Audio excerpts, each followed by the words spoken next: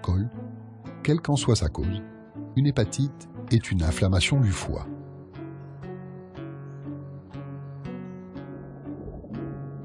Hépatite A, B, C, D et E, les 5 virus responsables de la maladie ont chacun leurs caractéristiques et leurs effets. Le virus de l'hépatite C, ou VHC, redoutable tueur, est le plus difficile à contrecarrer. Il se propage dans l'organisme par son moyen de transport préféré, le sang, lors de transfusions ou d'injections de drogue. Les scientifiques croient également possible que le virus passe de la mère à l'enfant pendant la grossesse ou se transmette lors d'un rapport sexuel.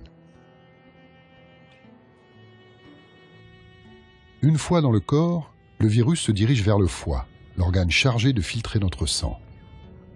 Arrivé dans le foie, le VHC s'installe à l'intérieur des lobules, les unités qui permettent à l'organe de fonctionner. Comme tout virus, le VHC a besoin de s'introduire au sein d'une cellule pour survivre et se reproduire.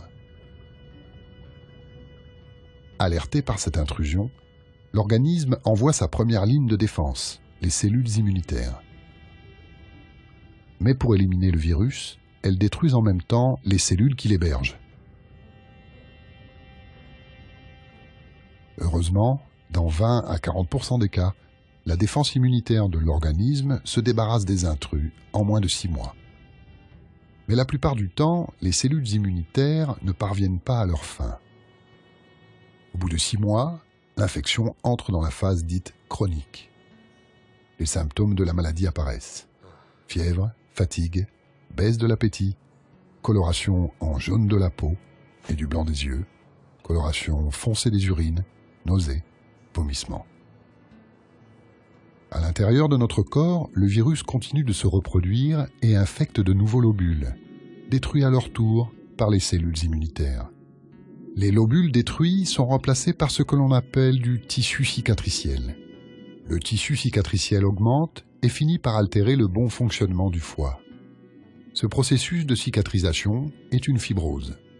Le foie rétrécit et durcit, ses vaisseaux sanguins s'aplatissent, forçant le sang à contourner l'organe malade.